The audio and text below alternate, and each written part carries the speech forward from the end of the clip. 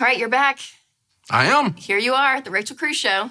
Almost like I work here. Yeah, almost, sort of. You're sort of connected, I guess. Okay. So this episode's all about baby step 2, and you've been known as like the get out of debt guy for decades now. So I'm curious from you, you take calls on the radio every day.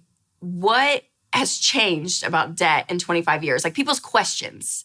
Have you seen a difference from 25, 30 years ago with debt to today? Yeah, I think there's different, we've gone through different ebbs and flows of which kind of debt is the crisis of the day, the flavor of the day.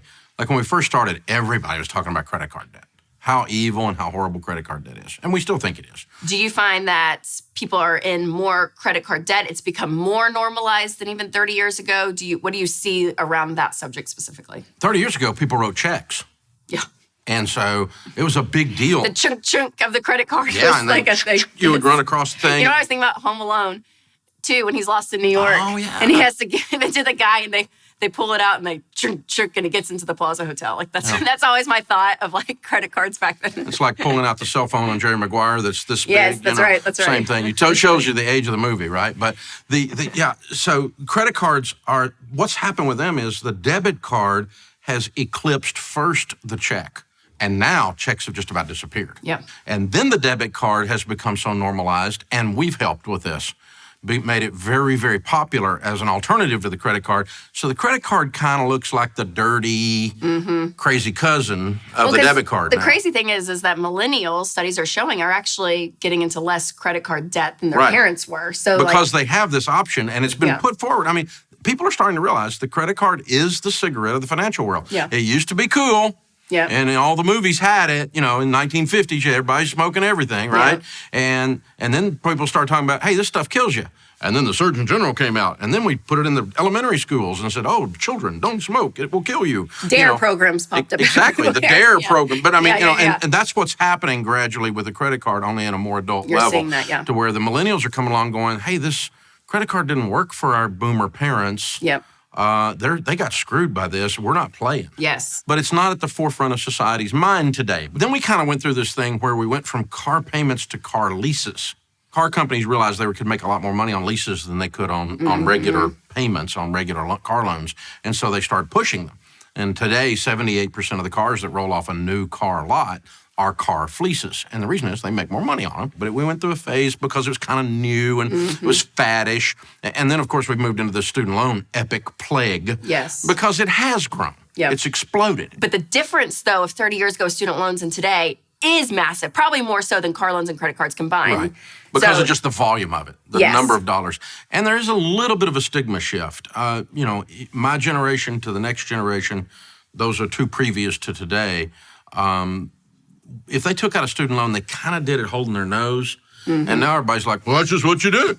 Yeah. And so the stigma has gone away from it. The fear around it has gone away from it. But now this epic plague is bringing the fear back, which is good news because it's waking people up going, this is not working. Yes. So debt has somewhat changed, shifted the conversations around it in 30 years, but the way to get out and the mindset around it hasn't changed in the sense of the things you need to do. So we talk about budgeting all the time on the show, about being intentional, and it's the best step you can take to not just get in control of your money, but to get out of debt. So do you still find that to be true, that budgeting is still a key part of getting out of debt? Well, because you have to control the fuel that you have to get out of debt with. And the fuel is the money, and the money, the way you control the fuel is the budget. It's you turn it up, turn it down, and you go, okay, we're turning this one down, this one down, this one down, so that more comes over here. And so we're cutting back lifestyle because we're sick and tired of being sick and tired. We're really angry, we're really scared, we really have had it, we're really going to change, and we're not going on vacation, and we're not going to a restaurant, and we're going to dress the kids in consignment clothes, and we're really, for the next 18 months, the next 36 months, whatever it is, we're really going to sacrifice deeply, and that shows up in the written plan. That is not just a random series of decisions. Yep, so good. And then also taking responsibility.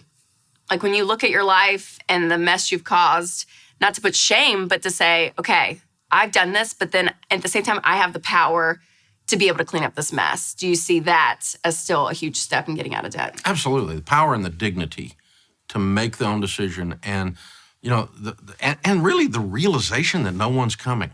Yes. Yeah, You know, that's good. the Lone Yeah. Ranger's not coming. You know, whatever's happening, the pioneers are all surrounded. They're being attacked or whatever, and the cavalry is not coming.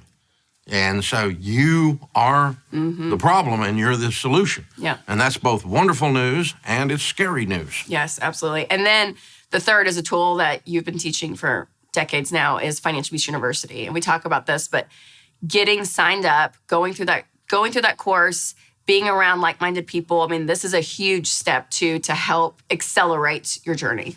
In a much more intense situation, if you're dealing with someone who has an addiction, there's two things that they do. One is they quit hanging out with their friends who drink if they got a drinking problem, because you're gonna become who you hang around with. It's just nature. And you know this because you don't let your kids hang around kids that are misbehaving, because they're going to misbehave like that kid. And so you can't hang out with your drinking buddies if you want to quit drinking because you have a drinking problem. And guess what else you do? You get in a group of people who are solving this, called 12-step. Yep. And so you go to Alcoholics Anonymous and you sit down and you go, my name is David, I got a problem. Now that's a much more extreme situation. That's a heavier burden than just simply changing your behaviors on money, but it's exactly the same equation, only on a lighter form. And so you can't hang out with your broke friends who are putting stuff in your face on Instagram all the time that you can't afford and that they can't afford either. Right. And you can't keep hanging out at the bar if you're a drunk with drunks. And you need to get in the group of people who are positive peer pressure in your church and in your 12-step that are going to turn this around with you. And so you get around a bunch of people who are going, hey, this is now in this group, being weird is normal. Yes. And walking with it. Yeah. So you guys, if you haven't checked it out, do it. Because again, those are the things besides just the debt snowball and the tactical side of getting out of debt that's really going to help the mindset shift while you're in baby step 2, which is It's huge. a very unusual person that has enough backbone and enough chutzpah to completely change their lives by themselves and not have people like-minded around them and not have continual content and input from new lessons coming at them. If you can just sit in the corner in the dark and change your life, you would have probably already done it. That's a good point. So good. Always wonderful. Good Thanks times. for coming in. Good times.